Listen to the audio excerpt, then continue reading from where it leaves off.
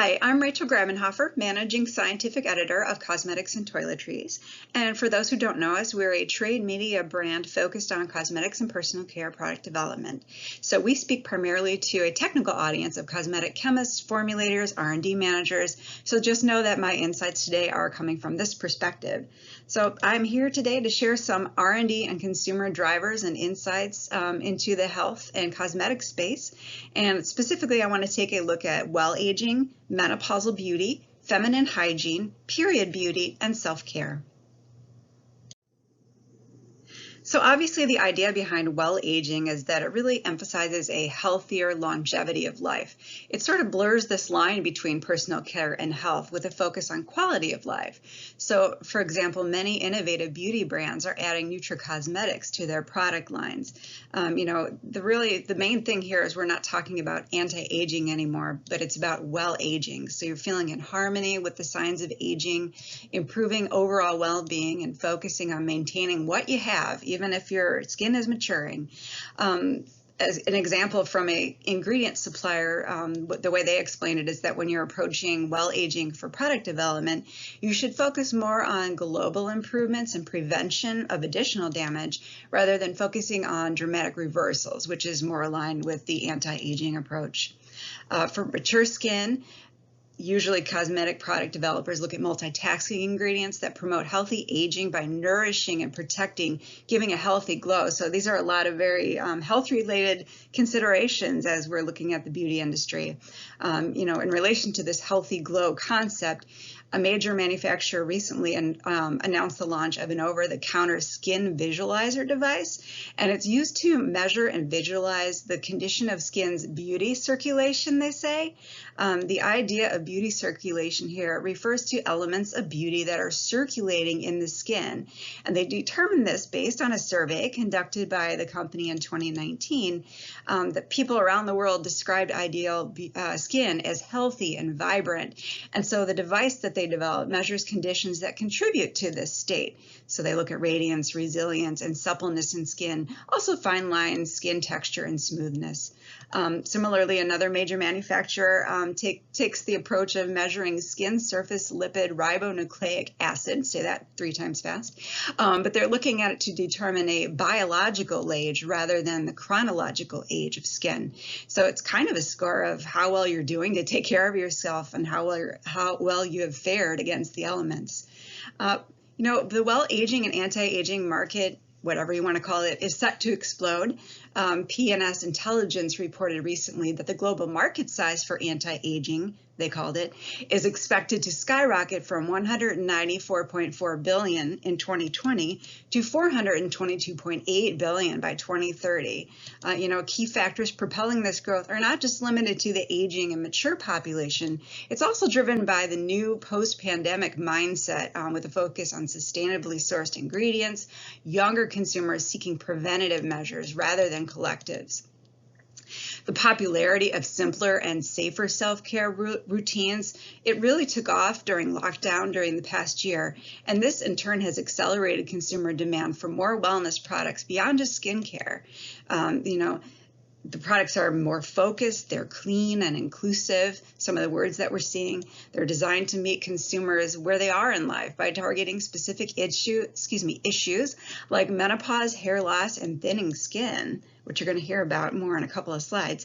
But for ingredients for well-aging and healthy look, claim to do, I have a ton of examples here, I'll try and go through them quickly, but there are a lot of skincare ingredients developed for these different health-looking claims for mature skin.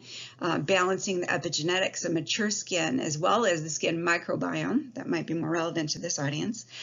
Improving the dermal structure by boosting endogenous hyaluronic acid, strengthening collagen fibers, revitalizing luminosity, we mentioned that, hydration, density, and wrinkle reduction in the eye contour and neck areas, reducing skin cell senescence to help mitigate air pollution-induced skin damage. Another air pollution is something newer we've seen. And in relation to this, you see a lot of antioxidants, kind of that old-time ingredient coming back is an anti-aging for overall health, not just the face. It's a body health thing. So big interest in antioxidants. There's even an ingredient that contains forest VOCs that apparently imparts antioxidant and anti-inflammatory effects and pharmacological activity absorbed through the inhalation of these VOCs from the ingredient derived from the forest. And this is supposed to promote brain function by decreasing mental fatigue, inducing relaxation, and improving cognitive performance and mood. So, oh gosh, a lot of mood-based, emotional kind of related benefits. A few other examples: improving cell-to-cell communication, which tends to decline with age. One particular company looked at connexin channels to even out skin's moisture distribution. So that's kind of a newer claim, another kind of health-related claim. Stimulating the activity of desquamation enzymes to promote cell renewal. Of course, reducing photo-damaging effects from the skin, UV rays, and improving the firmness and elasticity of skin, mottled pigmentation, and rebalancing uneven skin tone. We've seen some very, gray area claims for delaying the shortening of telomeres to decrease the signs of aging skin, which really, I think it comes down to, where you are promoting your product regionally and what those regulations are as far as what you can claim. So it might be that some of these ingredients do these things, but of course you can't say that on the package. And then I mentioned nutracosmetics with natural ingredients and antioxidants defend against collagen III damage by balancing oxidative stress and reducing free radicals. So those are a ton of examples of some of the cosmetic ingredients and how they approach well aging, which is really blurring the line with health. So now we look at menopausal beauty, which is sort of a natural extension of well aging. A US-based survey of 2,000 women ages 50 and above found that this group spends $22 billion a year on beauty products, and 75% of those ages 40 and older want to see more beauty and personal care products for perimenopausal and menopausal women. In fact, according to a report by the Female Founders Fund, the space is really a $600 billion opportunity. So, a lot of the baby boomers are aging. You've got the Gen Xers getting on the edge of that as well. So it's really a big market. But then you also have millennials, of course, that are looking ahead to prevention, as we mentioned in the last slide. But speaking of menopausal beauty, there are a lot of new symptoms these women are experiencing. Hot flashes, difficulty losing weight, night sweats, sleep deprivation, decreased sex drive, loss of skin elasticity, more fine lines and wrinkles, dehydrated skin, age spots. I'm naming off a ton of things that they're seeking answers for. According to the same study that did that survey, a lot of different consumers are responding that they're looking for answers for fine lines and wrinkles, 66%, dehydrated skin, 59%, facial hair growth, 53%, hormonal acne, 51%, thin and crepey skin, 46%. There's a lot of different beauty and cosmetic type of products that can come out, obviously, to address things of this nature. They also look to medical interventions for things like drops in estrogen levels, vaginal dryness, sleep pattern disruptions, and even some dietary supplements are being explored for combating symptoms like those hot flashes, hair loss, night sweats, reduced collagen production. Intimate care purchase behaviors also have changed with menopause. 51% bought a vaginal lubricant since entering menopausal stages. 29% have now bought clinical strength deodorant, and 28% have bought marital enhancement toys, while 28% have bought body wipes. So those are some of the changes noted with this same survey as far as changes in consumer behavior when it comes to menopause. The types of products too are also, the types of brands are also changing. 40% of menopausal women say that they buy from companies that are marketed specifically to women over 40, because 60% of those women, lots of stats, but they find that products that are targeting this age group better work for their needs. Some examples: a company launched a soothing serum that includes a cooling agent and moisturizers and humectants to cool down that hot flushed skin coming from the hot flashes, and also help diminishing the visible signs of aging caused by loss of collagen. Another fun example is a THC and CBD vaginal suppository for menopausal women, or vagitory, as they called it. They included ingredients like green tea extract to relieve hot flashes, brain fog, I can never say that right, interrupted sleep, pain, and more. There's a major manufacturer coming out with a line of perimenopausal and menopausal products for women to help balance those hormone fluctuations. It's a full collection of products. It's formulated with soothing botanical adaptogens like turmeric and Tillicora triandra, can't say it right, leaf and vine extract. And these ingredients are supposed to help the body resist stressors, whether they're physical, chemical, or biological. So there's a ton of examples in the menopausal beauty. Obviously, there are a lot of different changes happening and opportunities for cosmetic products to be created to address some of those benefits, but very physical health related changes that blur the line again between cosmetics and health. So on to feminine hygiene. The global feminine hygiene products market, which includes sanitary pads, panty liners, tampons, sprays, and internal cleansers, things like that, it reached $21.6 billion in 2020. I'm sorry, by the way, these are all in US dollars for all my stats. Sorry, I didn't convert those. But according to Research and Markets, these products they play a crucial role in maintaining a woman's reproductive health, of course, and in supporting intimate hygiene practices. Technavio projects the feminine hygiene market will register a cumulative annual growth rate of 4.82%, or a growth of $8.69 billion during 2021 to 2025. Intimate washes in particular are expected to grow by 123.74 million and record a CAGR of 6% between 2020 and 2024. So a lot of growth happening in this area. There's growing awareness about personal hygiene among women, coupled with convenience and handy sanitary products. This is creating huge demand for feminine hygiene products. Region-wise, Asia Pacific represents the leading market for feminine hygiene products, according to Research and Markets. And this is attributed to growing awareness about the importance of personal hygiene. An increasing number of women are becoming financially independent as well, and this has boosted the sales of feminine hygiene products. There are even some governments and non-governmental organizations that are taking initiatives to promote the use of feminine hygiene products among the underprivileged and rural women. They're also seeking to manufacture and distribute sanitary pads and other products at affordable costs for these women. So it's reaching a broader scope of consumers.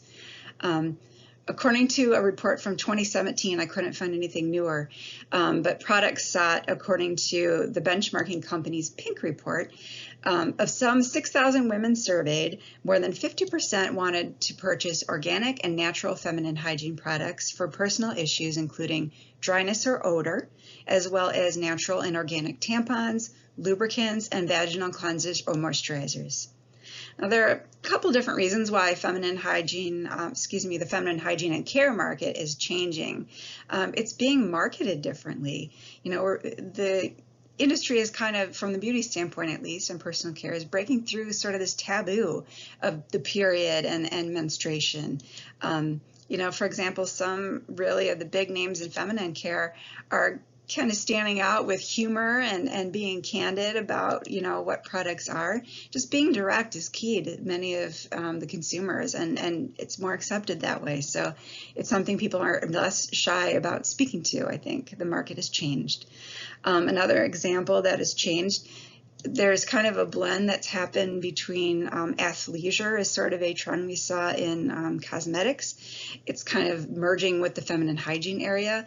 An example is one manufacturer introduced a tampon vending machine for teens, and they introduced kind of the most compact tampon on the market with this vending machine to appeal to teens, but also athletes alike because of the size of this tampon. And this sort of, again, the launch mimicked beauty's expansion into athleisure beauty care too. So we're seeing a crossover in that area. Period underwear is something else. I've never heard of this, but it's new. Another company developed underwear that, depending on the style, can absorb between a half a tampon to 2 tampons worth of liquid, and then you can rinse it and launder it again in the washing machine. So it's definitely a recycle, reuse mentality that comes with that. You see a lot of the younger generation getting into apps, of course, so digitizing technology that goes with the menstrual cycle. A recent joint venture, I won't get into names here, but they announced the development of a period tracking app to gather data on connections between skin health and the menstrual cycle. And the company highlighted here that its goal was to develop the best personalized skincare routines for consumers of all ages and take into account their menstrual cycles from puberty to menopause.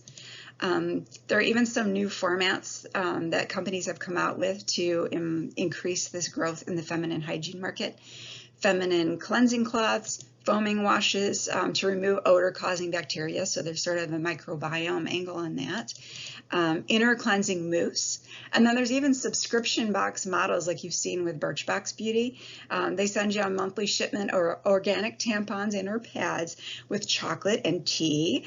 And they usually give you 2 self-care items like skincare, for example. So a lot of different approaches to have feminine hygiene that are making it, more a day-to-day thing that consumers can speak to. And so it's less taboo when it comes to buying those kinds of products.